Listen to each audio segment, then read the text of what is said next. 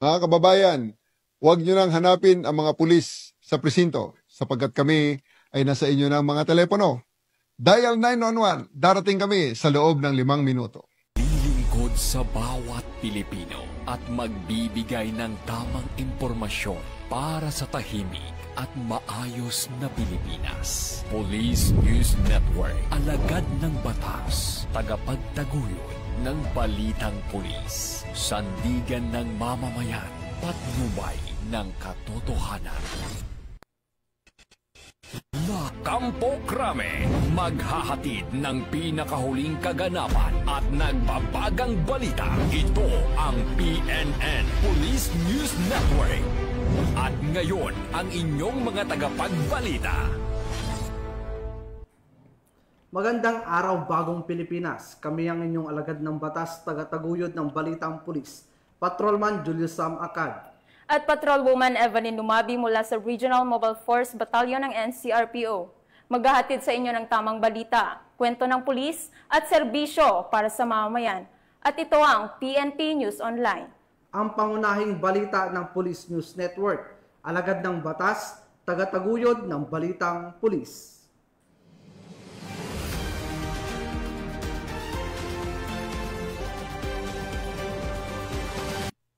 Narito ang mabalitang dapat niyong abangan. Illegal na ibinebentang sanggol ng sariling ina nasagip ng PNP Women and Children Protection Center.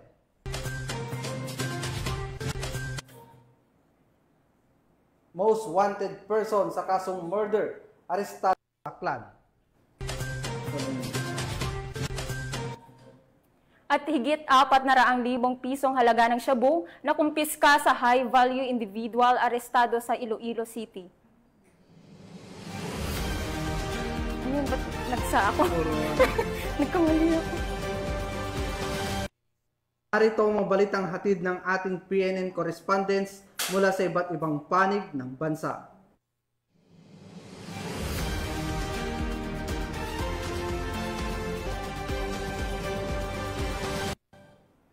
Simulan natin ang balita mula sa bahagi ng Luzon.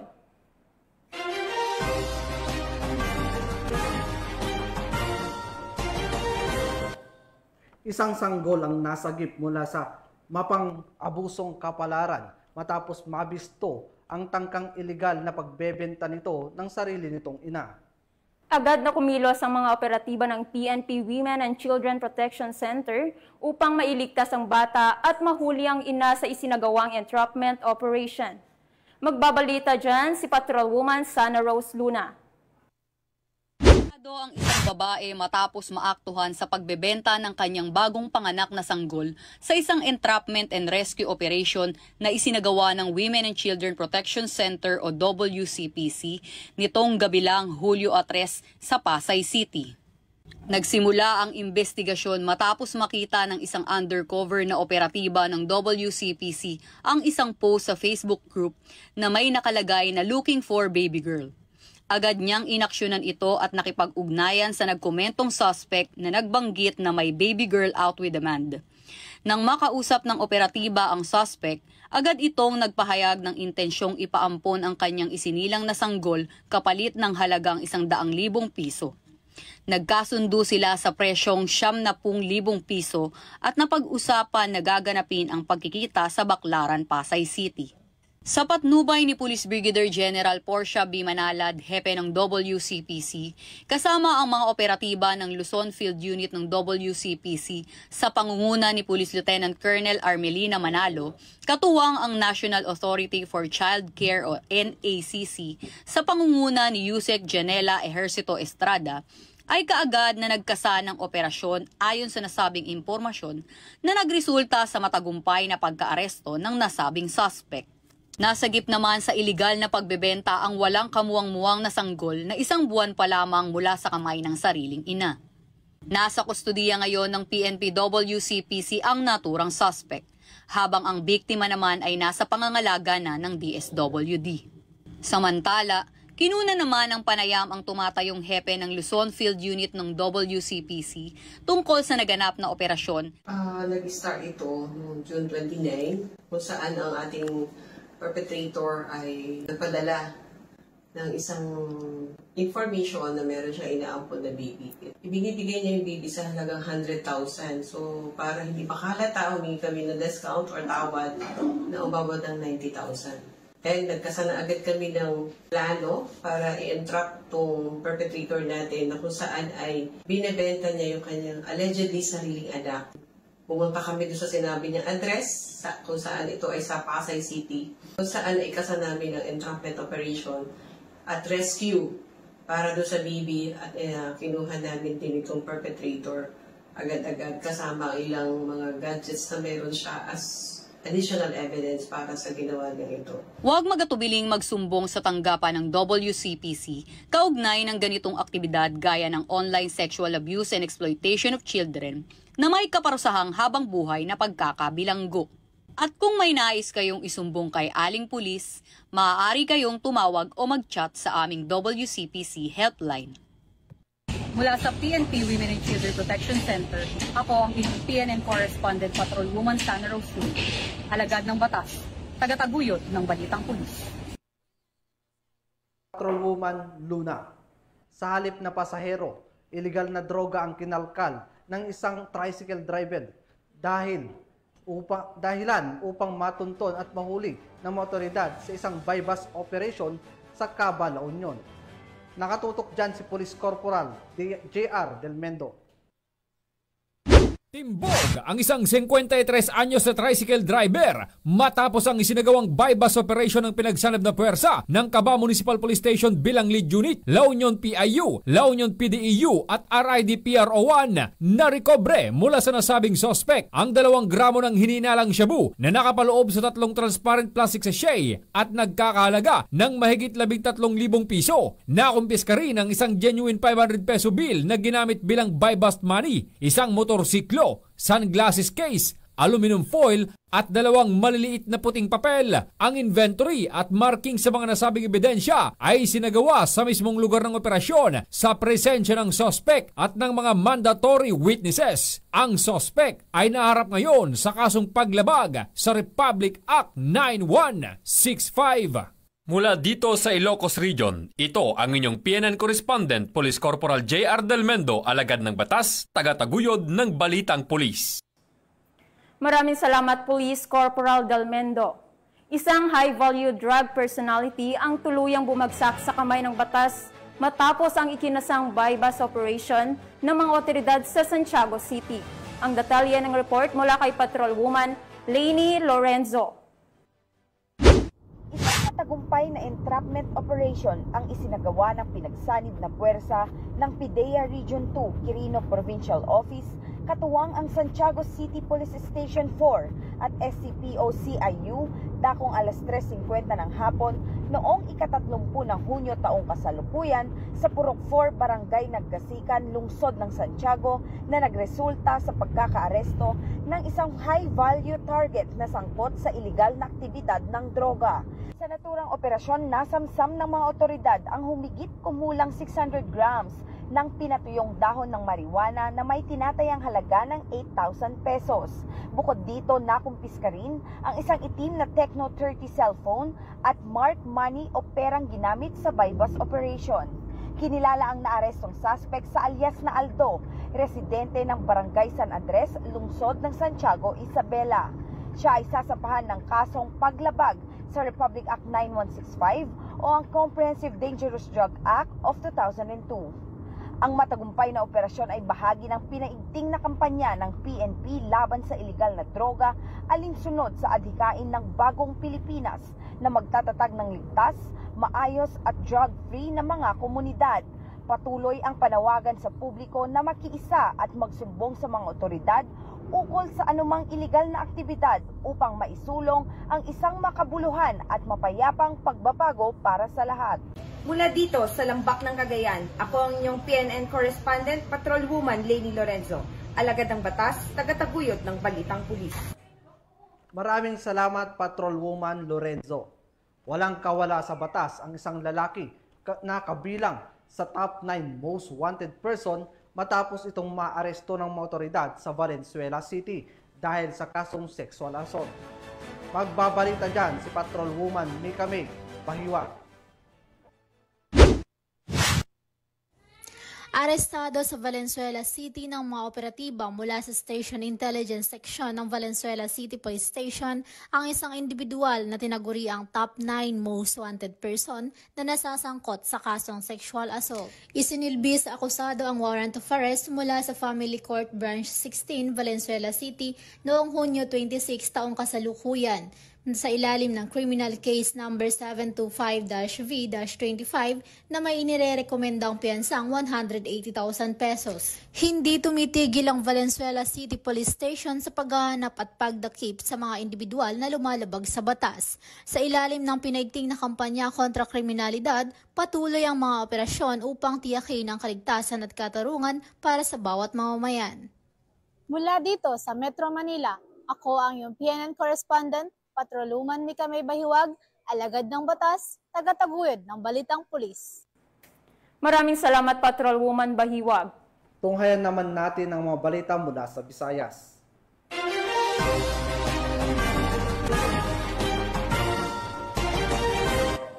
Matapos ang mahabang panahon ng pagtatago, tuluyan ng nasukol ng isang lalaki na kabilang sa top 9 regional level most wanted person ng Police Regional Office 6 dahil sa kasong murder.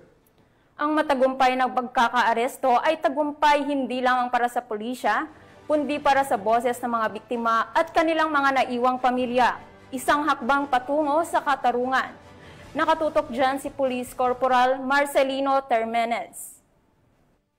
Sa isinagawang Joint Law Enforcement Operation ng 62 Special Action Company, 6th Special Action Battalion ng PNP SAF, kasama ang CIDG Aklan Provincial Field Unit at iba pang PNP units si alias Rambo sa Barangay Polo, New Washington, Aklan. Si Rambo ay kabilang sa number 9 regional level most wanted person ng Bro 6 sa ikalawang quarter taong 2025. Siya ay arestado sa bisa ng warrant of arrest para sa kasong murder sa ilalim ng criminal case number 17933 na may petsang June 25, 2025 na inalabas ng RTC Branch 1, 6th Judicial Region, Kalibo, Aklan. Nasa kustodiya na ngayon ng CIDG Aklan Provincial Field Unit ang nasabing suspect para sa dokumentasyon at tamang disposisyon. At mula dito sa headquarters sa Fort Santo Domingo, Santa Rosa City, Laguna, ang tahanan ng inyong tagaligtas.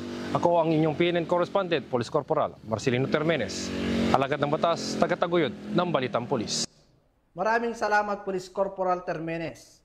Umabot sa mahigit 400,000 pisong halaga ng hininalang shabu ang nasamsam ng mga otoridad sa matagumpay na buy-bust operation sa Iloilo City, kung saan isang high-value individual ang naaresto. Ang report mula kay Patrolwoman Lynette Sablon.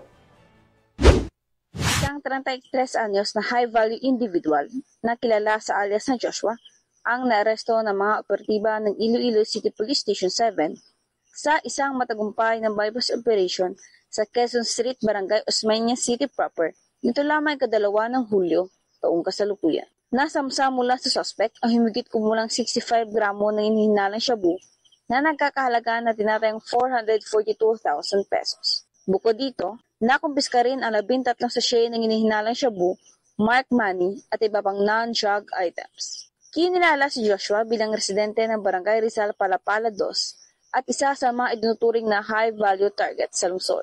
Kasalukuyang nakakulong ang suspect sa ICPS 7 Custodial Facility at naharap sa kasong paglabag sa Republic Act 9165, ang Comprehensive Dangerous Drugs Act of 2002. Sa patuloy na maigting na kampanya ng PNP laban sa iligal na droga, muling pinatunayan ng mga kapulisan ng Iloilo City ang kanilang kahusayan at dedikasyon sa pagtupad ng kanilang tungkulin.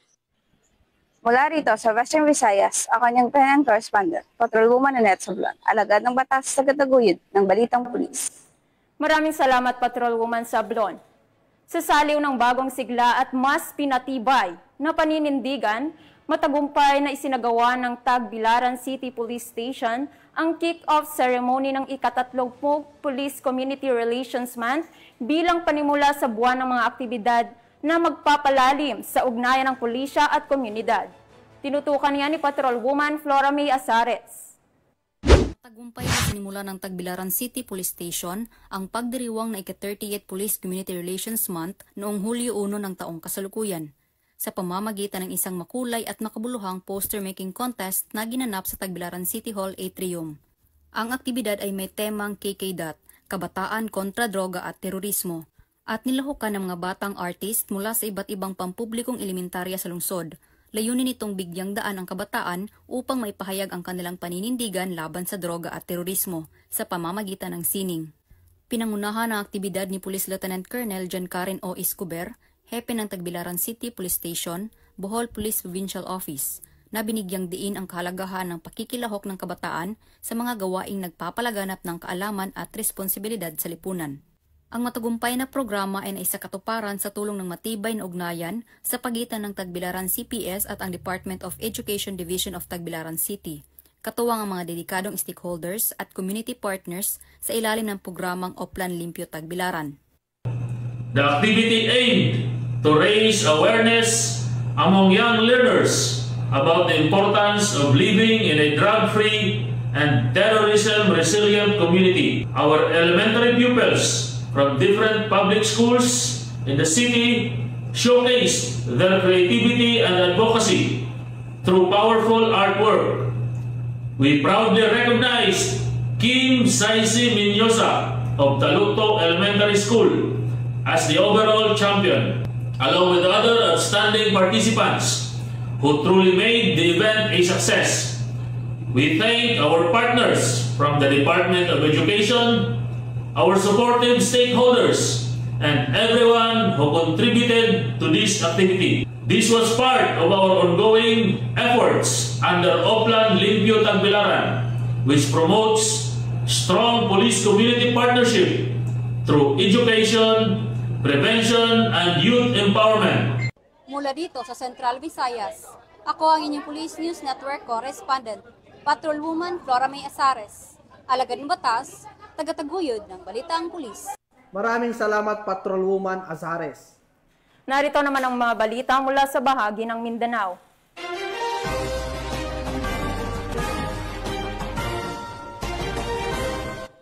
Nasabat ng mga otoridad ang isang kalibre 45 na baril mula sa isang lalaki sa sinagawang operasyon sa Sarangani Province matapos mapag-alamang walang itong kaukulang dokumento o lisensya. Tuloy-tuloy naman ang pagpapaigting ng kampanya ng pulisya, Control Loose Firearms, mga baril na walang legal na papeles at posibleng ginagamit sa krimen o banta sa seguridad ng komunidad. Ibabalita yan ni Patrolwoman Jovelyn Dodoso. Nasa illegal na baril at mga bala sa isang search warrant operation laban sa 38 anyos na lalaki sa Barangay Datalbukay, Glan, Sarangani. Dahil sa bisa ng search warrant, dakong alas 4:51 ng hapon nang hinalughog ang pamamahay ng target ng operation na kinilala bilang si alias Nanat sa pangunguna ng tauhan ng Glan Municipal Police Station kasama ang iba pang mga kapulisan ng Sarangani PNP. Samantala, habang ipinapatupad ang search warrant, tumakbo si Nanat upang umiwas sa pag-aresto, ngunit naharang siya ng blocking team at nahuli. Mula sa kanyang bahay, nakumpiska ang isang unit ng homemade kalibre 45 na baril na walang serial number na may kasamang 4 na live ammunition ng kalibre 45 at isang basyo ng bala. Dahil hindi nakapagbigay ng kaukulang dokumento si Tambasal tungkol sa mga nasabing kontrabando, siya ay inaresto at dinala sa estasyon para sa karapatang proseso. Ang search at seizure ay sinagawa ng maayos at ayon sa mga alituntunin ng batas. Patuloy ang PNP na magsasagawa ng mga operasyon upang hulihin ang mga nagpupungilit para magtago ng mga illegal na armas at sumusuporta sa mga kriminal na gawain upang tiyakin ang kaligtasan at kaayusan sa ating komunidad. Hinihikayat naman ang mamamayan na makipagtulungan sa mga kapulisan upang masugpo ang kriminalidad at mapanatili ang kapayapaan.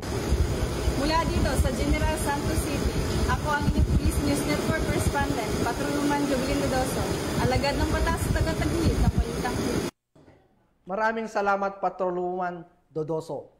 Hindi na nakapurma pa ang isang lalaki sa Panabos City matapos salakayin ng mga otoridad ang kanyang tirahan sa bisa ng isang search warrant na nagresulta sa pagkakaaresto at pagkakakumpiska ng mahigit 30,000 pisong halaga ng hininalang shabu.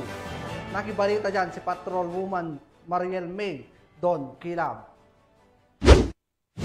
Arestado ang isang lalaki matapos isilbi ng mga tauhan ng Panabo City Police Station at Provincial Drug Enforcement Unit ang search warrant nitong Hulyo 3 taong kasalukuyan sa Southview Subdivision, Barangay Southern Davao, Panabo City. Ayon kay Police Colonel Dexter R. Cuevas, Officer in charge ng Panabo City Police Station, kinilala ang suspect na si alias Toto, 42 anyos. Nakuha mula sa kanyang pag-aari ang humigit kumulang 5 gramo ng hinihinalang shabu na may tinatayang halagang 34,000 pesos at isang coin purse. Agad dinala ang suspect sa nasabing istasyon para sa kaukulang dokumentasyon at pagsasampa ng kaso sa ilalim ng RA 9165 o ang Dangerous Drugs Act of 2002. Sa tulong ng lokal na pamahalaan at aktibong pakikiisa ng komunidad, layunin ng kapulisan na ganap na masugpo ang ipinagbabawal na gamot at matiyak ang napapanatiling kapayapaan at kaayusan sa buong rehiyon. Mula dito sa Rehiyon 11, ako ang inyong PN correspondent, Patrolwoman Mariel Maiden King. Alagad ng batas, taga-taguyod ng Balitang Pulis. Maraming salamat, Patrolwoman Dong Kilab. Walang takas ang isang lalaki na kabilang sa top 10 provincial most wanted person matapos itong matunton at maaresto ng mga operatiba ng Maguindanao del Norte PNP sa isang matagumpay na operasyon. Patrolwoman Angela Bandarlipe, ibalita mo. Arestado ang top 10 provincial most wanted person sa bisa ng warrant of arrest nito lamang ika-1 ng Hulyo taong kasalukuyan sa North Cotabato Provincial District Jail, Barangay Amas, Kidapawan City. Kinilala ni Police Major Blind M. Lumase, Chief of Police ng Parang MPS, ang naaresto na si alias Minchi, nasa hustong gulang at residente ng Barangay Sarmiento, Parang Maguindanao del Norte. Naging matagumpay ang pagkakaaresto kay alias Minchi ng mga otoridad ng Parang MPS, katuwang ang Maguindanao del Norte PNP sa bisa ng warrant of arrest para sa kasong syndicated estafa at large-scale estafa na walang nakalaang piyansa.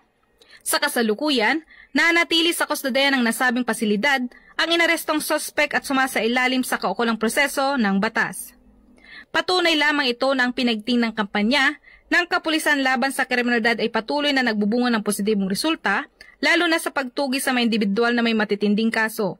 Pinapakita rin nito ang dedikasyon at koordinasyon ng mga unit ng PNP sa ilalim ng temang sa bagong Pilipinas, ang gusto ng pulis, ligtas ka. Mula rito sa Rio ng Bangsamoro, ako ang iyong PNN correspondent, Patrolwoman Angela Bandarlipe, alagad ng batas, taga-taguyod ng Balitang Pulis. Maraming salamat, Patrolwoman Bandarlipe.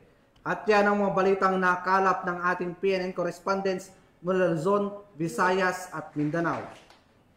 Sa ngalan ng pamunuan ng Philippine National Police, sa pangunguna ni PNP Chief Police General Nicolas Torre III at sa pamumuno ni President Ferdinand Bongbong Marcos Jr., kami ay maglilingkod sa bawat Pilipino at magbibigay ng tama at balansing balita dahil dito sa bagong Pilipinas, ang gusto ng pulis, ligtas ka. At bilang bahagi ng mas pinabilis at pinalawak na emergency response system ng pambansang pulisya, muli naming ipinapaalala ang panawagan ni Chief PNP na huwag ninyong hanapin ang mga pulis sa mga presinto sapagkat kami ay nasa inyong mga telepono, dial 911. Darating kami sa loob ng 5 minuto. Ang 911 ay bukas 24/7. Maaaring tawagan kahit walang load at handang tumugon sa anumang uri ng emergency. Ipagbigay alam sa inyong pamilya, kaibigan at komunidad. Sa panahon ng pangangailangan, 911 ang inyong katuwang. Mula rito sa tanggapan ng tagapag-ugnay ng pambansang pulisya, kami ang inyong alagad ng batas, taga-taguyod ng Balitang Pulis, Patrolman Julius Sam Acad. At Patrolwoman Evelyn Lumabi mula sa Regional Mobile Force Battalion ng NCRPO. Maghahatid ng tamang balita, kwento ng pulis at serbisyo para sa mamayan. At ito ang PNP News Online. Ang pangunahing balita ng Police News Network.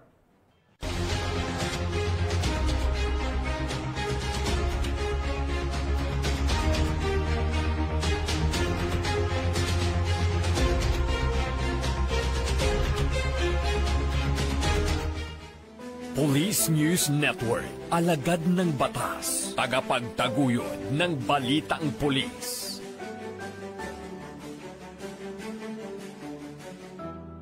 Mga kababayan, huwag nyo nang hanapin ang mga pulis sa presinto sapagkat kami ay nasa inyo ng mga telepono. Dial 911, darating kami sa loob ng 5 minuto.